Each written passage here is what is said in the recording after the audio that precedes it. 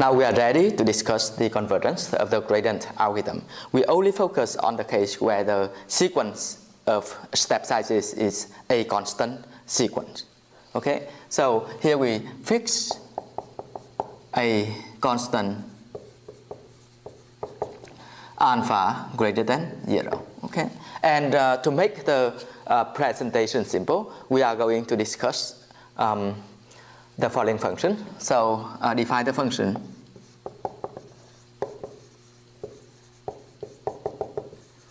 g from Rn to Rn by this formula. G of x is x minus alpha times the gradient of the function f at x. And here x is in Rn, and again, as you can see that here g is a function from Rn to Rn. Okay, so now if we define this function, then the gradient method can be formulated as follows. So we can choose x naught in Rn, and then we define xk plus 1 by this formula. It's just g of xk.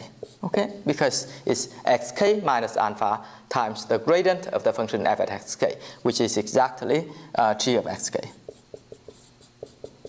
Okay, and note that over here the step size alpha is a fixed constant. Okay, so in the next theorem we are going to discuss some important properties of the function f, and this gradient method operator that are very important for proving the convergence of the gradient method. Let f from Rn to R be a C1 convex function.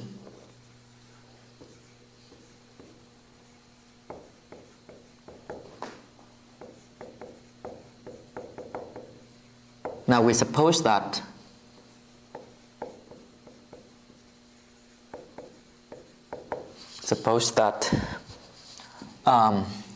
the gradient of the function f is Lipschitz continuous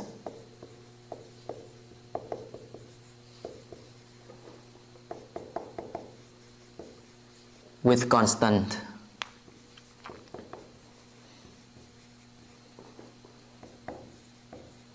L greater than 0, and the constant alpha satisfies this condition. Alpha is greater than 0 and less than or equal to 1 over L. Then we have the following estimates for f of g of x. So f of g of x is always less than or equal to f of x minus alpha over 2 times norm of the gradient of the function f at x square.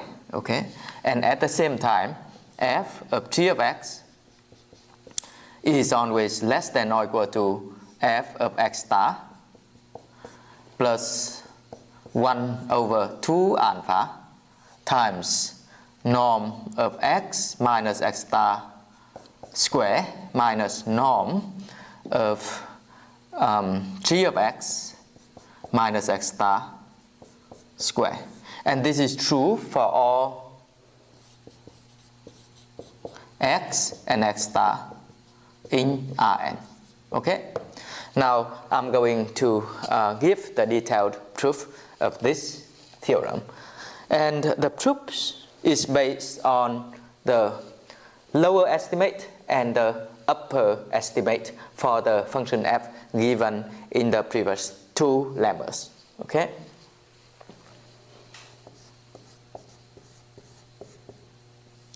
let's first focus on this inequality. So what is f of g of x? By the definition, f of g of x is f of x minus alpha times the gradient of the function f at x. Now I am going to apply the upper estimate obtained from this in the previous lemma as follows. So remember that if we see this f of z is always less than or equal to f of x plus the inner product of the gradient of the function f at x with z minus x plus L over 2 times norm of z minus x squared. And this is true for all x and z in Rn. That's exactly the upper estimate of the function f by this quadratic function, and it's true for any x and x bar. So over here, for convenience, I write z and x instead of x and x bar. Now, let's apply this inequality where z is exactly this, okay? So this is always less than or equal to f of x plus the inner product of the gradient of the function f at x, and over here we compute z minus x. So z minus x is minus alpha times the gradient of the function f at x. Okay, and here we have L over 2 times norm of z minus x squared, and again z minus x, we only have this part, and then we square, so here we get alpha squared times norm of the gradient of the function f at x squared. Okay, so what is it? So this is just this f of x plus this alpha can be taken out of the inner product sign, so we get alpha, and here we have the inner product of the gradient of the function f at x and itself, so it's just the norm of the gradient of f at x squared plus L times alpha squared over 2 times the gradient of f of x squared. Okay, now we can rewrite it as follows. This is just f of x plus L alpha squared over 2 times norm of the gradient of f of x squared. Okay, so let's continue to see why this is less than over here. I think I forgot something. So over here we have to subtract alpha, okay, times the gradient of f of x squared, okay, because over here we have L alpha squared over 2, and here we have minus alpha. That's why we get this, okay. So now to finish the proof, let's look at this term, okay. So remember that alpha is less than or equal to 1 over L, and this is greater than 0, okay.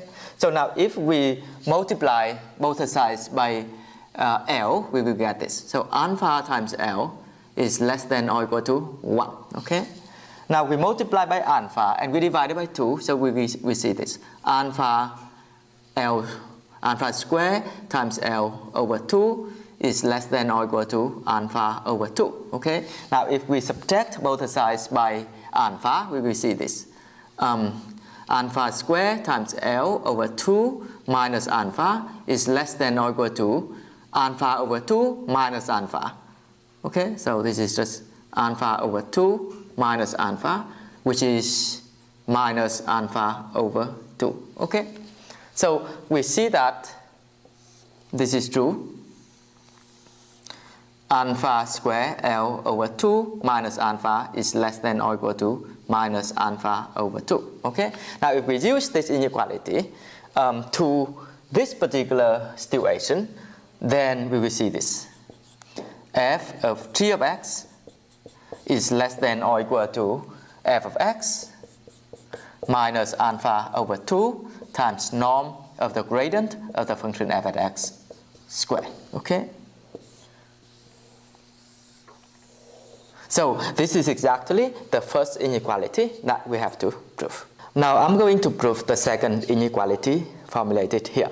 The proof is based on the first inequality and also the lower estimate for the function f by an R5 function proved in the lemma formulated earlier. So this is another way to formulate the lower estimate. We always have that f of x is always less than or equal to f of x star plus the inner product of the gradient of f at x and x minus x star, and this is true for all x and x star in Rn. Okay, so another way to see this is as follows. Actually here, if we move this one to the left, it will be the gradient of f at x bar with x star minus x. Therefore, it's less than or equal to f of x star minus f of x for all x and x star in Rn. Okay, so again, if we look at this lower estimate of the function f by this R phi function applied to this situation, you will see that this is true. Okay, so now let's continue the proof. So by the first inequality here, we have this f of g of x is less than or equal to f of x minus alpha over 2 times norm of the gradient of f at x square. Okay, and now we replace f of x by this. So this is less than or equal to f of x star plus the inner product of the gradient of f at x, and over here it is x minus x star, and then we subtract minus alpha over 2 norm of the gradient of f at x square. Okay, so what we will do next is to complete a square. It's very, very simple. So we will write this as follows. This is just f of x star. And at this point, we can subtract this. We can subtract alpha over 2, and we get this. This is just norm of the gradient of f at x square. And here we subtract 2 over alpha, okay, times the inner product of the gradient of f at x, and then this is x minus x star. Okay? Now, let me continue by completing this square. So to make it more clear, I'm going to rewrite this inequality as follows. So we know that f of g of x at this point is less than or equal to f of x star minus alpha over 2 times, this is norm of the gradient of f at x square minus 2 over alpha. This is the inner product of the gradient of the function f at x, and here we have x minus x star. Okay, so then this is equal to f of x star. This is alpha over 2. Now, here we write it as follows. This is the gradient of f at x minus 1 over alpha times, this is x minus x star, and then we square it. Okay, so this is something like a minus b squared. Okay, so then we get a squared minus 2ab, that is exactly this, and then we have to add another term, that is 1 over alpha times norm of x minus x star squared. So at this point, we have to subtract that away, so that's going to be this.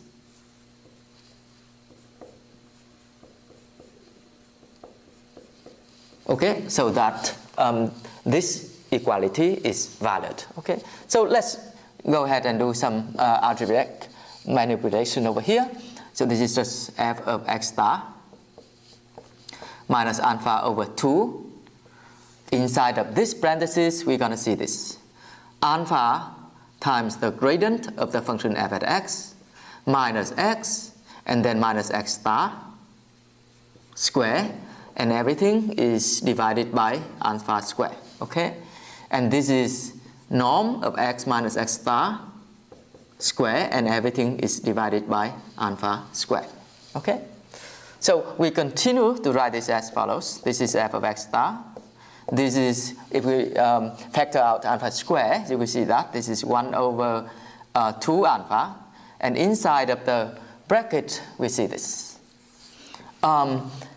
So if we rewrite it as follows, this is just x star minus this x minus alpha times the gradient of the function f at x. This is square, and then we subtract this. Okay, so this and this are just the same. Okay, this part and this part are the same. So remember, this is exactly what? This is exactly g of x. Okay, and then here you get this minus this, so you can interchange the term, and we obtain this. This is just f of x star plus 1 over 2 alpha, and here we get this norm of x minus x star square, and then here we subtract norm of g of x minus x star square. They are just the same. Okay, so as you can see, f of g of x is less than or equal to f of x star plus 1 over 2 alpha times this minus this. And this is true for all x and x star in Rn, and therefore our proof is complete. Now I'm going to discuss the main theorem of this section on the convergence of the gradient algorithm. Let f from Rn to R be a C1 convex function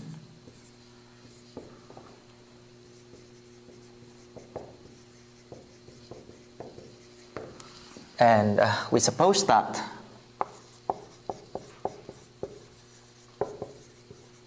the gradient of the function f is Lipschitz continuous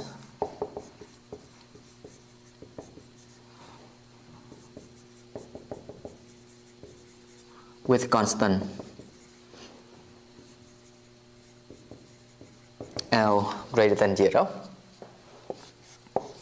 Now we fix the step size alpha greater than 0 and less than 1 over L, and consider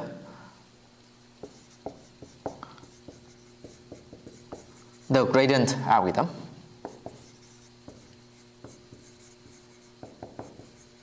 Given by, as you know earlier, so we choose x naught in Rn, and then we define xk plus 1 by this formula, by xk minus alpha k, in this situation is just alpha, times the gradient of the function f at xk, which is exactly g of xk, where k runs from 0, 1, and so on. Okay? Then we get this. First of all, this sequence f of xk is monotone decreasing.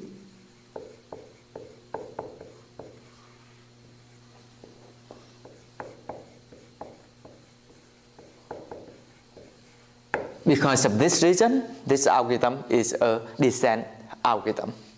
In addition,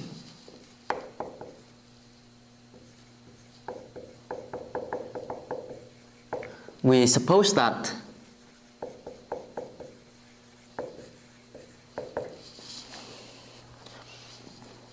f has an absolute minimum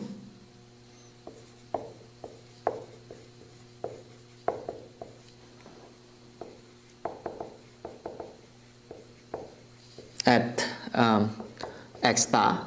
So note that because f is a convex function, f has an absolute minimum at x star if and only if f has a local minimum at x star. Then we always have this f of xk minus f of x star. This is always greater than or equal to 0. This is obvious because f has an absolute minimum at x star. And this is less than or equal to norm of x naught, this is the starting point, minus x star square over 2 times k times alpha. And this is true for all k from 1, 2, and so on. Okay? Here, alpha is the step size given earlier, and this is 1 over k. So for this reason, people often say that the gradient algorithm under this condition converges with the convergence rate of big O 1 over K. Okay, so I may explain this more later, but at this point, let's go ahead and give the detailed proof of this theorem. Okay.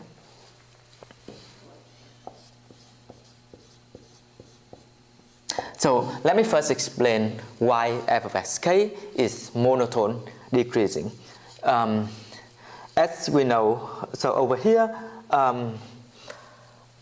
f of xk, so let's look at this. F of xk plus 1, okay, f of xk plus 1 is exactly f of g of xk. Okay, f of xk plus 1 is f of g of xk. Now, we are going to apply the first estimates from the previous theorem, where x is replaced by xk. So f of g of x is less than or equal to f of x minus alpha over 2 times this. So this is less than or equal to what?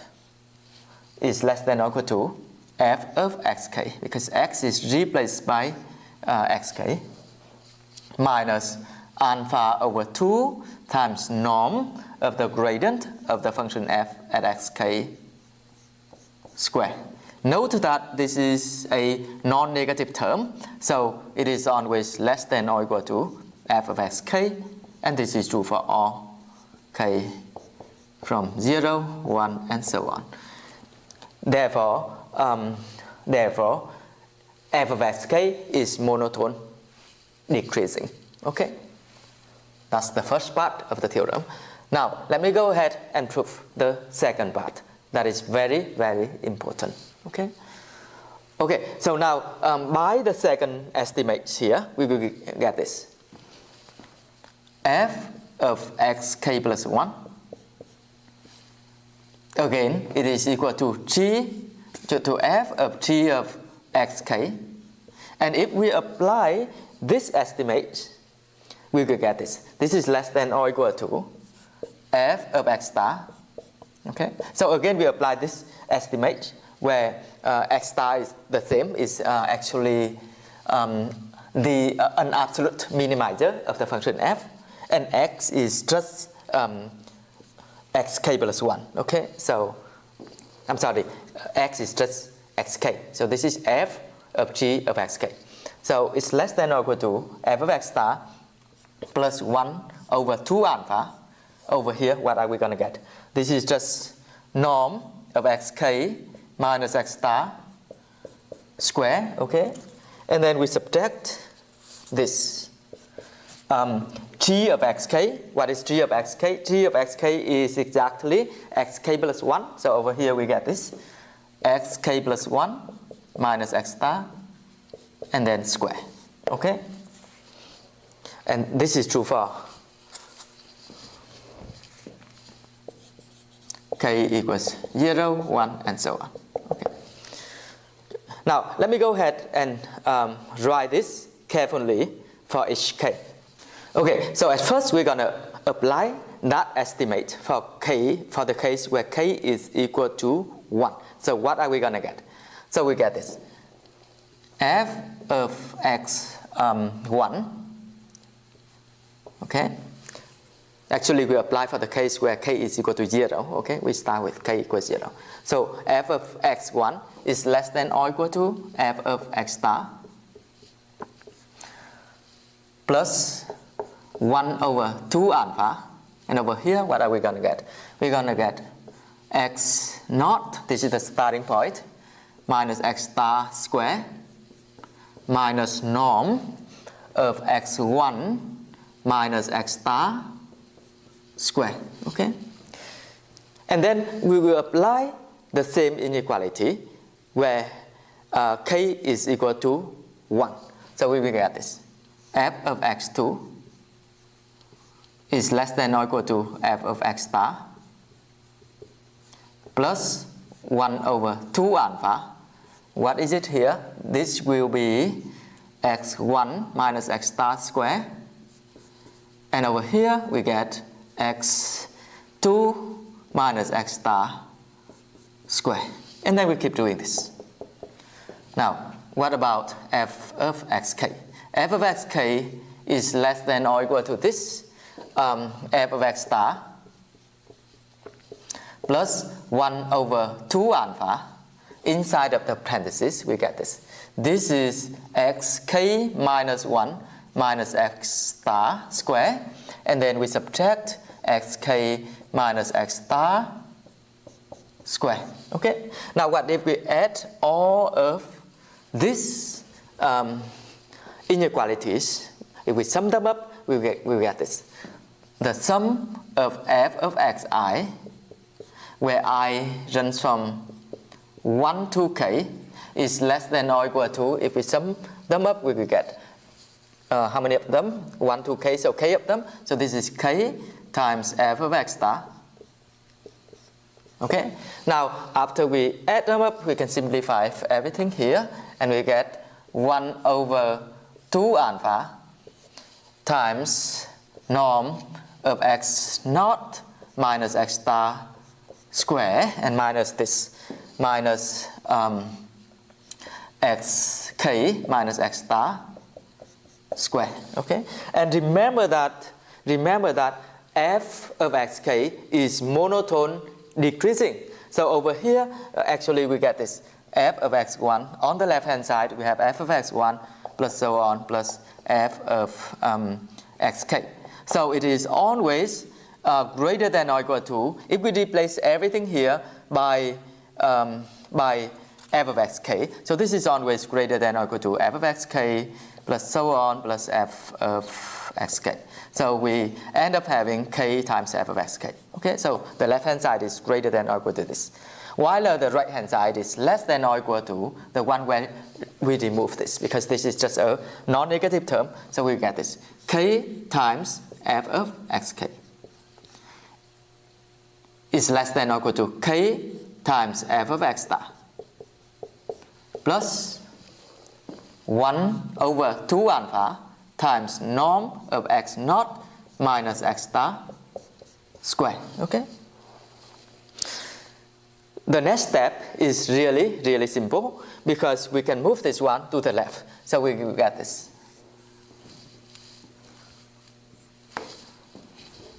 K f of xk minus f of x star is less than or equal to 1 over 2 alpha times norm of x naught minus x star square.